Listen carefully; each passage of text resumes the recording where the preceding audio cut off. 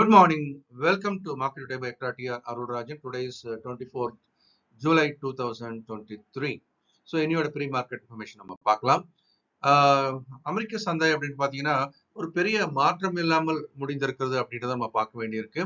Tau Jones வந்து marginally 0.01%, S&P 500 0.03%, Nasdaq மட்டும் கொஞ்சம் நெகட்டிவா 0.22% முடிஞ்சிருக்கிறத பார்க்கணும். ஆகவே இந்த சந்தை எந்த விதமான குழுவையும் ஒட்டுமொத்த மற்ற சந்தைகளுக்கு கொடுக்கவில்லை அப்படின்னு எடுத்துக்கலாம். ஆசிய சந்தைகள் அப்படின்னு நம்ம பார்க்கும்போது இது ஒரு கலந்த ஒரு நகர்வா இருக்கிறத பார்க்கிறோம். நிக்காய் ஸ்ட்ராங்காவே மேலே ஏறி இருக்கிறது இன்னைக்கு.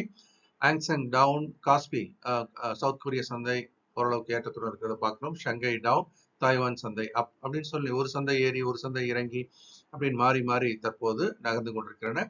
இதை ஒட்டி நம் சந்தை எப்படி நகர்ந்துன்றதை பார்க்கலாம். நம் சந்தை இப்போ கிஃப்ட் நிஃப்டி அப்படின்ற பேர்ல வியாபாரமாகுது இன்டர்நேஷனல் மார்க்கெட்ல. மார்ஜினலி கேப் டவுன் ஓப்பன் அப்படின்னு சொல்லலாம். ஒரு 25-30 புள்ளிகள் தற்போதைக்கு ஒரு கேப் டவுன்ல இருக்குது. ஆனாலும் இதுல நிறைய பாசிட்டிவ் இருக்கு, நெகட்டிவ் இருக்கு. எஃப்ஐஸோட selling can push it down, some of the positive results can push it up. ரெண்டுமே நடக்கிறதுக்கான வாய்ப்பு இன்னைக்கு இருக்கு. அதை டக் ஆஃப் வர பார்க்கலாம். நிஃப்டியோட ரேஞ்ச் அப்படின்றது வந்து இப்போ ஸ்ட்ராங்கா எங்க ரெசிஸ்ட் ஆகுது, 19,900. அஃப்கோர்ஸ் அதை பிரேக் பண்ணி மேல போய் சஸ்டெயின் ஆக முடியாம கீழ் நோக்கி இறங்கி வந்ததை பார்த்தோம். அதனால இப்போதைக்கு 19,900 அப்படின்றது ஒரு ஸ்ட்ராங் ரெசிஸ்டன்ஸா நம்ம இப்போதைக்கு பார்க்கிறோம். சப்போர்ட் லெவலையும் நம்ம அப் பண்ணியிருக்கோம் 19,520. ஸோ 19,900 மேல க்ளோசிங் பேசிஸ்ல உட்காந்தது அப்படின்னு சொன்னா then it could lead for a new upward momentum 350 to 400 points. அடுத்து நிஃப்டி பேங்கோட ரேஞ்ச் அப்படின்றது இன்னைக்கும் நம்ம அந்த ரெண்டு லெவல்ஸ்குள்ளதான் இருக்கு, 43,500 அண்ட் 47,000. ஸ்ட்ராங்கான ரிசல்ட்ஸ் அப்படின்றது it is holding the Nifty bank slightly up. அதாவது நிஃப்டியை விட கொஞ்சம் நிஃப்டி பேங்க் ஸ்ட்ராங்கா இருக்கிறத நம்ம பார்க்கிறோம். மேக்ரோ எக்கனாமிக்கல் ஃபேக்டர்ஸ் அப்படின்னு பார்க்கும்போது யூஎஸோட 10-year பாண்ட் ஈல்டு படிப்படியாக ஏறிட்டு தான் இருக்கு, 3.85%. டாலர் இண்டெக்ஸ் பாத்தீங்க அப்படின்னா 101.3, அதாவது 100க்கு கீழே போச்சு கொஞ்சம், அதுக்கப்புறம் திரும்பி 100க்கு மேலே ஏறி 101, 101.3 மாறி இருக்கிறது. இது சந்தைக்கு பாதகம். பிரெண்ட் குரூடும் படிப்படியா ஏறிட்டே வருது, $80.68 பெர் பேரல். பாத்தீங்கன்னா சமீபத்தில் அது 75 கீழே போய் இப்போ திரும்பி 80க்கு மேல வந்துருக்கிறத பாக்குறோம். ஸோ கோல்டும் அப்படின்னு பாத்தீங்கன்னா இப்போதைக்கு ஒரு சைட்வே மூல இருக்கு, $1,960 பெர் அவுன்ஸ்.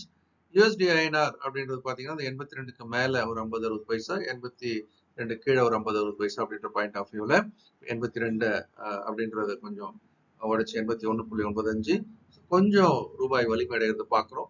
இது வந்து பொதுவா இந்திய பொருளாதாரத்தை பொறுத்த வரைக்கும் கொஞ்சம் வாலட்டிலிட்டி கம்மியா இருக்கிறது நல்லது. தென் வி ஹாவ் யூஎஸோட ஏர்னிங்ஸ் அப்படின்றதெல்லாம் இப்போ முக்கியமான ஒரு விஷயமா இருக்கு. ஆனா ஏர்னிங்ஸ் எல்லாம் இது வரைக்கும் நல்லதா இருக்கு. யூஎஸோட இன்ஃபிளேஷனும் கண்ட்ரோல் இருக்கு, மற்ற எக்கனாமிக்கல் ஃபேக்டர்ஸ்லாம் ஸ்ட்ராங்கா தான் இருக்குதுன்றதையும் நம்ம திரும்ப ஞாபகப்படுத்துறோம். அதே நேரம் யூஎஸோட அடுத்தடுத்த ரிசல்ட்ஸ் இந்த வாரம் முக்கியமா இருக்கு. மைக்ரோசாஃப்ட் இருக்கு, கூகுள் இருக்கு, மெட்டா இருக்கு, ஃபேஸ்புக், இந்த ரிசல்ட்ஸ்லாம் இந்த வாரம் வருது. அதனால டெக்கி ரிசல்ட்ஸ் எப்படின்னு பார்க்கலாம். பேங்க் ரிசல்ட்ஸ் வேர் குட். ஸோ நம்மளுடைய ரிசல்ட்ஸ் அப்படின்றத நம்ம பார்க்கலாம். ஸோ கடந்த வெள்ளிக்கிழமை அப்படின்னு எடுத்தீங்கன்னா நிறைய ரிசல்ட்ஸ், முக்கியமான இண்டெக்ஸ் பேஸ்ட் ரிசல்ட்ஸ் வந்தது. ஸோ ரிலையன்ஸ் இண்டஸ்ட்ரீஸ் ஏற்கனவே 3% இறங்கி இருக்கிறத நம்ம பார்க்குறோம் அதனுடைய முக்கியமான எல்லையிலிருந்து. ஆனாலும் ரிசல்ட்ஸ் வந்து சந்தை எதிர்பார்ப்பு என்னவோ அந்த அளவுக்கு இருக்கிறதை நம்ம பார்க்குறோம். அதனால ரிலையன்ஸ் இண்டஸ்ட்ரீஸ் வருங்காலத்திலையும் வலிமையாக ஏறதுக்கான வாய்ப்பு இருக்கு. அதனுடைய retail business grown up nicely. அதே மாதிரி டெலிகாம் பிசினஸும் வந்து பார்த்தீங்க அப்படின்னா அந்த ஆவரேஜ் யூசருக்கான காஸ்டும் வந்து ஃபேவரபுளாக இருக்கிறத நம்ம பார்க்குறோம். ஆயில் அண்ட் கேஸும் பெட்டராக தான் இருக்கிறத பார்க்குறோம். அதனால ரிலையன்ஸ் வந்து வரக்கூடிய காலங்களில் ஒரு நீண்டகால முதலீட்டருக்கு வாங்குவதற்கான வாய்ப்பை பார்க்கப்படுகிறது. மாதிரி Kotak bank, ICICI bank, RBL bank, ஏற்கனவே எல்லா பேங்க்ஸ் அப்படின்னு பார்த்தீங்கன்னா குறிப்பாக ICICI bank super duper results பார்க்குறோம். கொட்டாக் பேங்க், ஆர்பிஎல் பேங்க் எல்லாம் கூட நிறைய லாபத்தை காட்டியிருக்கிறாங்க. பட் ஒரே விஷயம் என்னன்னா காசா அப்படின்னு சொல்லக்கூடிய நம்ம கரண்ட் அக்கௌண்ட், சேவிங்ஸ் அக்கௌண்ட் அந்த பர்சன்டேஜ் மட்டும் குறைஞ்சிருக்கு. பட் ஹோல் செக்டாருக்கே அது குறைஞ்சிருக்கிறதுனால நம்ம அதை தனிப்பட்ட முறையில் எடுத்துக்க முடியாது. மற்றபடி நெட் இன்ட்ரெஸ்ட் மார்ஜின் எல்லாத்துக்குமே ஏறுமுகமா இருக்கிறத நம்ம பார்க்கிறோம்.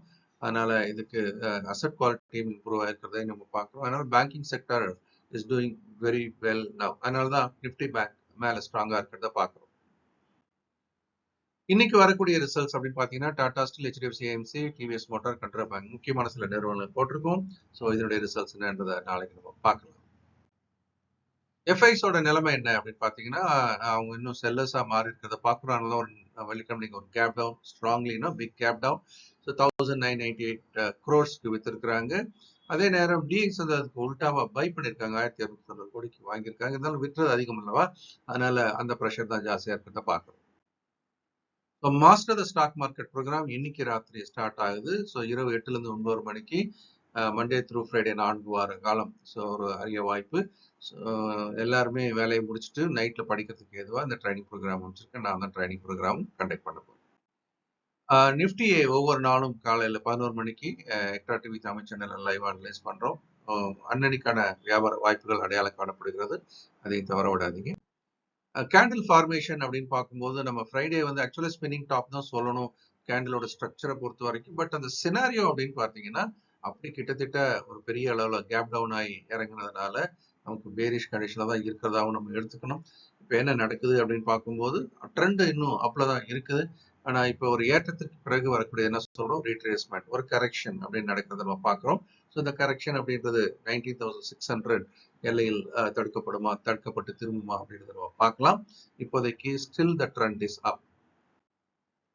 இந்த வீடியோ உங்களுக்கு பிடிச்சிருக்கும் நம்புறேன். லைக் பண்ணி ஷேர் பண்ணுங்க. உங்க கமெண்ட்ஸையும் வீடியோ கீழே போடுங்க. நிறைய பேருக்கு இதை ஷேர் பண்றது மூலமா நம்ம நல்ல விஷயத்தை கொண்டு போய் சேர்க்கிறோம். ஃபினான்ஷியல் எஜுகேஷன் அப்படின்றது உங்க மூலம் தான் நடக்கணும். இந்த நாளும் இனிமையான நாளாக இருக்க என்னுடைய மனமார்ந்த வாழ்த்துக்கள். இந்த வீடியோ உங்களுக்கு பிடிச்சிருக்கும் நம்புறேன். நீங்களும் லைக் பண்ணி ஷேர் பண்ணுங்க. உங்களுடைய கமெண்ட்ஸையும் போடுங்க. இந்த நாளும் இனிமையான நாளாக இருக்க என்னுடைய மனமார்ந்த வாழ்த்துக்கள். இந்த வீடியோ உங்களுக்கு பிடிச்சிருக்கும் நம்புறேன். நீங்களும் லைக் பண்ணி ஷேர் பண்ணுங்க. உங்களுடைய கமெண்ட்ஸையும் போடுங்க. இந்த நாளும் இனிமையான நாளாக இருக்க என்னுடைய மனமார்ந்த வாழ்த்துக்கள்.